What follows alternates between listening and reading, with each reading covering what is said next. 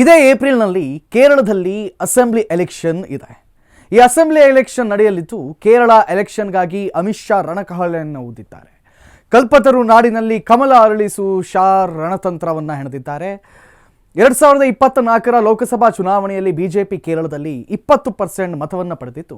ಮುಂದಿನ ಚುನಾವಣೆಯಲ್ಲಿ ಈ ಮತಗಳಿಕೆ 40%ಗೆ ಏರಿಕೆ ಆಗಲಿದೆ ಎಂದಿದ್ದಾರೆ ಚುನಾವಣಾ ಚಾಣಕ್ಯ. ಇತ್ತೀಚೆಗೆ ನಡೆದಂಥ ಕೇರಳ ಸ್ಥಳೀಯ ಸಂಸ್ಥೆ ಚುನಾವಣೆಯಲ್ಲಿ ಬಿಜೆಪಿ ಅಭ್ಯರ್ಥಿ ತಿರುವನಂತಪುರಂ ಮೇಯರ್ ಆಗಿ ಆಯ್ಕೆಯಾಗಿರೋದು ಬಿಜೆಪಿ ಪಾಲಿಗೆ ಹುಮ್ಮಸ್ಸು ನೀಡಿದೆ. ಕಲ್ಪತರು ನಾಡು ಕೇರಳ ನಾನಾ ಪ್ರವಾಸಿ ತಾಣಗಳಿಂದ ಹಿಡಿದು ಅನೇಕ ಧಾರ್ಮಿಕ ಕ್ಷೇತ್ರಗಳಿಗೆ ಹೆಸರುವಾಸಿ.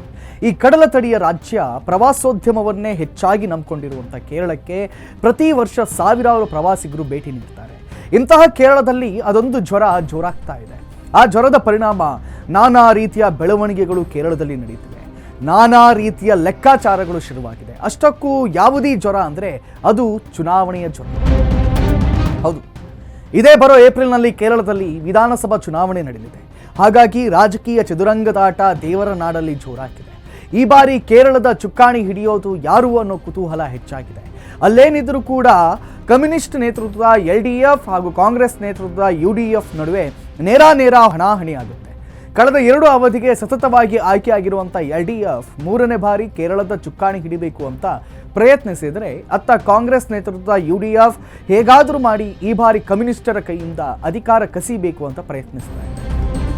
ಈ ಎರಡೂ ಮೈತ್ರಿಗಳ ನಡುವೆ ತಾನು ಈ ಬಾರಿ ದೇವರ ನಾಡಲ್ಲಿ ದೊಡ್ಡ ಸಾಧನೆ ಮಾಡಬೇಕು ಅಂತ ಹವಣಿಸ್ತಾ ಇರೋದು ಮಾತ್ರ ಕೇಸರಿ ಪಡೆ ಬಿಜೆಪಿ.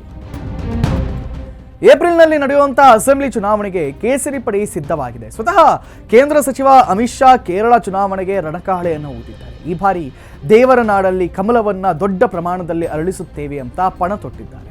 ಹಾಗಾಗಿ ಕೇಸರಿ ಧ್ವಜ ಹಿಡಿದು ಕೇರಳ ಪ್ರವೇಶಿಸಿರುವಂಥ ಅಮಿತ್ ಶಾ ಅಲ್ಲಿನ ಕೆಂಪು ಕೋಟೆಯನ್ನ ಭೇದಿಸ್ತೀವಿ ಅಂತ ಅಬ್ಬರಿಸಿದ್ದಾರೆ.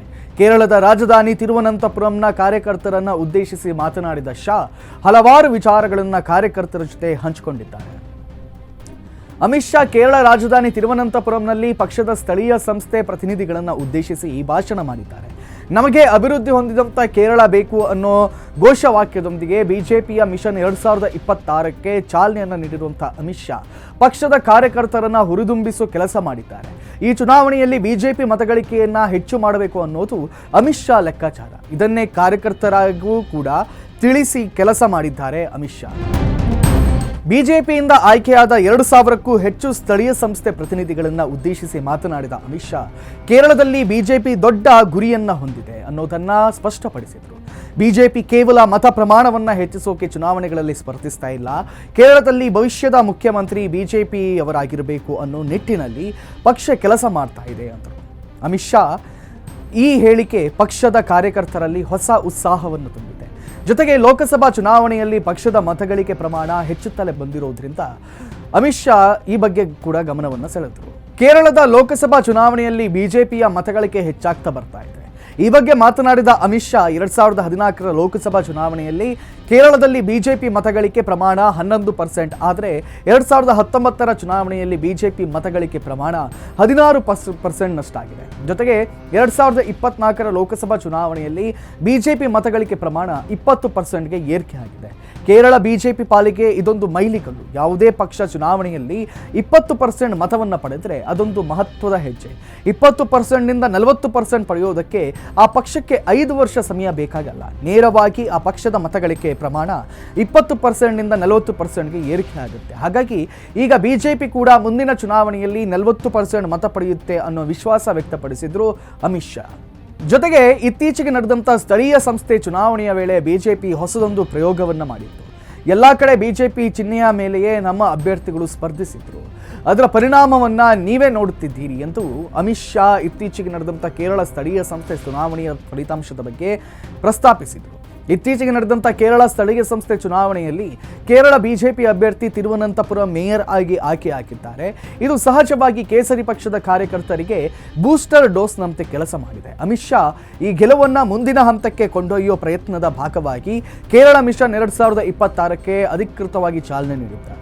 ಸ್ಥಳೀಯ ಸಂಸ್ಥೆ ಚುನಾವಣೆಯಲ್ಲಿ ಬಿಜೆಪಿ ಪಕ್ಷದ ಪ್ರದರ್ಶನ ಸಹಜವಾಗಿ ಕೇರಳ ಬಿಜೆಪಿ ಕಾರ್ಯಕರ್ತರ ಆತ್ಮವಿಶ್ವಾಸ ಹೆಚ್ಚಿಸಿದೆ. ಆದರೆ ಬಿಜೆಪಿ ಪಾಲಿಗೆ ಕೇರಳ ಇನ್ನೂ ಕೂಡ ಕಬ್ಬಿಣದ ಕಡಲೆಯೇ. ಇಡೀ ದಕ್ಷಿಣ ಭಾರತದಲ್ಲೇ ಬಿಜೆಪಿ ಸದೃಢವಾಗಿರೋದು ಕರ್ನಾಟಕದಲ್ಲಿ ಮಾತ್ರ. ಕರ್ನಾಟಕವನ್ನು ಹೊರತುಪಡಿಸಿ ಬೇರೆ ದಕ್ಷಿಣ ರಾಜ್ಯಗಳಲ್ಲಿ ಬಿಜೆಪಿ ಈಗೀಗ ಬೇರು ಬಿಡ್ತಾ ಇದೆ ಅಷ್ಟೇ. ಹೀಗಾಗಿ ಕರ್ನಾಟಕವನ್ನ ಬಿಜೆಪಿ ಪಾಲಿನ ದಕ್ಷಿಣ ಭಾರತದ ಹೆಬ್ಬಾಗಿಲು ಅಂತಾನೆ ಕರೀತಾರೆ. ಕರ್ನಾಟಕವನ್ನು ಹೊರತುಪಡಿಸಿ ಬೇರೆ ರಾಜ್ಯಗಳಲ್ಲಿ ಬಿಜೆಪಿ ಬೇರು ಬಿಡೋಕೆ ಶತಪ್ರಯತ್ನ ಪಡ್ತಾ ಇದೆ. ಆದರೂ ಕೂಡ ಕರ್ನಾಟಕವನ್ನು ಹೊರತುಪಡಿಸಿ ದಕ್ಷಿಣದ ಬೇರೆ ರಾಜ್ಯಗಳಲ್ಲಿ ಕಮಲ ಹೆಚ್ಚಾಗಿ ಅರಳುವಲ್ಲಿ ಸಫಲವಾಗಿಲ್ಲ. ಪಕ್ಕದ ಆಂಧ್ರದಲ್ಲಿ ಮಾತ್ರ ಮೈತ್ರಿ ಪಕ್ಷಗಳಾದ ಟಿಡಿಪಿ, ಜನಸೇನಾ ಪಕ್ಷದ ಜೊತೆಗೆ ಅಧಿಕಾರದಲ್ಲಿದೆ. ಇನ್ನು ತೆಲಂಗಾಣದಲ್ಲಿ ಕೂಡ ಬಿಜೆಪಿ ಈಗೀಗ ಬೇರನ್ನು ಬಿಡ್ತಾ ಇದೆ. ಅತ್ತ ತಮಿಳುನಾಡಿನಲ್ಲಿ ಬಿಜೆಪಿ ಹೆಚ್ಚಿನ ಸ್ಥಾನ ಗೆಲ್ಲೋಕೆ ಶತಪ್ರಯತ್ನವನ್ನು ಪಡ್ತಾ ಇದೆ, ಆದರೆ ಅದು ಸಾಧ್ಯವಾಗ್ತಾ ಇಲ್ಲ. ಅದೇ ರೀತಿ ಕೇರಳ ಕೂಡ ಬಿಜೆಪಿ ಪಾಲಿಗೆ ಕಬ್ಬಿಣದ ಕಡಲೆಯಾಗಿ ಕಾಡ್ತಾ ಇದೆ. ಎಷ್ಟೇ ಶತಪ್ರಯತ್ನ ಪಟ್ಟರೂ ಕೂಡ ಕೇರಳದಲ್ಲಿ ಬಿಜೆಪಿ ಖಾತೆಯನ್ನ ಹೆಚ್ಚು ಮಾಡ್ಕೊಳ್ಳೋಕೆ ಸಾಧ್ಯವಾಗ್ತಾ ಇಲ್ಲ. ಕೇರಳದಲ್ಲಿ ಬಿಜೆಪಿ ಕೇವಲ ಒಬ್ಬ ಸಂಸದರನ್ನ ಹೊಂದಿದೆ. ಆದರೆ ಸತತ ಹೋರಾಟದ ಬಳಿಕವೂ ಕೂಡ ಅಲ್ಲಿನ ವಿಧಾನಸಭೆಯಲ್ಲಿ ಇದುವರೆಗೂ ಜಯಗಳಿಸೋಕೆ ಸಾಧ್ಯವಾಗಿಲ್ಲ. ಅಲ್ಲೇನಿದ್ರೂ ಕೂಡ ಕಮ್ಯುನಿಸ್ಟ್ ನೇತೃತ್ವದ LDF ಹಾಗೂ ಕಾಂಗ್ರೆಸ್ ನೇತೃತ್ವದ UDF ನಡುವೆ ನೇರ ಹಣಾಹಣಿ. ಸಾಮಾನ್ಯವಾಗಿ ಕೇರಳದಲ್ಲಿ ಪ್ರತಿ ಚುನಾವಣೆಗೂ ಅಧಿಕಾರ ಬದಲಾಗುತ್ತೆ. ಒಂದು ಬಾರಿಯಲ್ಲಿ LDF ಅಧಿಕಾರ ಹಿಡಿದರೆ ಇನ್ನೊಂದು ಬಾರಿ UDF ಅಧಿಕಾರಕ್ಕೆ ಇರುತ್ತೆ. ಆದರೆ ಇದೇ ಮೊದಲ ಬಾರಿಗೆ 2016 ಮತ್ತು 2021 ಚುನಾವಣೆಯಲ್ಲಿ ಜಯಗಳಿಸಿರೋ LDF ಸತತ 2 ಅವಧಿಗೆ ಅಧಿಕಾರದಲ್ಲಿದೆ. ಪಿಣರಾಯಿ ವಿಜಯನ್ ಅಲ್ಲಿನ ಮುಖ್ಯಮಂತ್ರಿಯಾಗಿದ್ದಾರೆ. ಇಂತಹ ಕೇರಳದಲ್ಲಿ ಜಯಗಳಿಸೋದು ಬಿಜೆಪಿ ಪಾಲಿಗೆ ದೊಡ್ಡ ಸವಾಲಾಗಿ ಪರಿಣಮಿಸಿದೆ. ಬಹುತೇಕ ಭಾರತದ ಎಲ್ಲೆಡೆ ಅಧಿಕಾರ ಹಿಡಿದ್ರೂ ಕೂಡ ಕೇರಳದಲ್ಲಿ ಅಧಿಕಾರ ಹಿಡಿಯೋದು ಹಾಗಿರಲಿ, ಅಲ್ಲಿ ಒಬ್ಬ ಶಾಸಕನನ್ನ ಹೊಂದೋದಕ್ಕೂ ಕೂಡ ಬಿಜೆಪಿಗೆ ಸಾಧ್ಯವಾಗಿಲ್ಲ. ಕಾರಣ ಅಲ್ಲಿ ಕಮ್ಯುನಿಸ್ಟ್ ಪಕ್ಷದ ಹಿಡಿತ ಜೋರಾಗಿದೆ. ಜೊತೆಗೆ ಕಾಂಗ್ರೆಸ್ ನೇತೃತ್ವದ UDF ಕೂಡ ಅಲ್ಲಿ ಹೆಚ್ಚು ಪ್ರಬಲವಾಗಿದೆ. ಇನ್ನು ಅಲ್ಪಸಂಖ್ಯಾತರ ಸಂಖ್ಯೆಯೇ ಕೇರಳದಲ್ಲಿ ಸರಿಸುಮಾರು 50%ನಷ್ಟಿದೆ. ಈ ಮತಗಳು ಬಹುತೇಕ ಬಿಜೆಪಿ ವಿರುದ್ಧವಾಗಿ ಚುನಾವಣೆಯಾಗುತ್ತೆ. ಹಾಗಾಗಿ ಬೇರೆ ರಾಜ್ಯಗಳ ರೀತಿ ಕೇರಳದಲ್ಲಿ ಸುಲಭವಾಗಿ ರಣತಂತ್ರ ಹೆಣೆಯೋದು ಬಿಜೆಪಿಗೆ ಕಷ್ಟ. ಇನ್ನು ಅಮಿತ್ ಶಾ ಕಳೆದ ಲೋಕಸಭಾ ಚುನಾವಣೆಯಲ್ಲಿ 20% ಮತ ಪಡೆದಿರುವಂತಹ ಬಿಜೆಪಿ ಈ ಚುನಾವಣೆಯಲ್ಲಿ 40% ಮತ ಪಡೆಯುತ್ತೆ ಅಂದಿದ್ದಾರೆ. ಆದರೆ ಯಾವ ಆಧಾರದಲ್ಲಿ ಅಮಿತ್ ಶಾ ಈ ಹೇಳಿಕೆ ನೀಡಿದ್ದಾರೋ ಗೊತ್ತಿಲ್ಲ. ಕಾರಣ ಒಂದು ಚುನಾವಣೆಯಲ್ಲಿ ಯಾವುದೇ ಪಕ್ಷದ ಮತಗಳಿಕೆ ಏಕಾಏಕಿ 20% ಹೆಚ್ಚಾದಂಥ ಉದಾಹರಣೆಗಳೇ ಭಾರತದಲ್ಲಿಲ್ಲ. ಹಾಗಾಗಿ ಕೇರಳ ವಶಕ್ಕಾಗಿ ಬಿಜೆಪಿ ಹಾಗೂ ಅಮಿತ್ ಶಾ ಯಾವ ರೀತಿ ರಣತಂತ್ರವನ್ನು ಹೆಣಿತಾರೆ ಅನ್ನೋದನ್ನ ಕಾದು ನೋಡಬೇಕಾಗಿದೆ. ಕೇರಳ ಚುನಾವಣೆಗಾಗಿ ರಣಕಹಳೆ ಊದಿರೋ ಅಮಿತ್ ಶಾ ಈ ಚುನಾವಣೆಯಲ್ಲಿ ಬಿಜೆಪಿ 40% ಮತ ಪಡೆಯುತ್ತೆ ಅಂದಿದ್ದಾರೆ. ನಿಜಕ್ಕೂ ಈ ವಿಧಾನಸಭಾ ಚುನಾವಣೆಯಲ್ಲಿ ಬಿಜೆಪಿ 40% ಮತ ಪಡೆಯುತ್ತಾ, ದೇವರ ನಾಡಲ್ಲಿ ಕಮಲ ಕಮಾಲ್ ಮಾಡುತ್ತಾ ಅನ್ನೋ ಪ್ರಶ್ನೆಗಳಿಗೆ ಇನ್ನೇನು ಕೆಲವೇ ತಿಂಗಳಲ್ಲಿ ಉತ್ತರ ಸಿಗಲಿದೆ.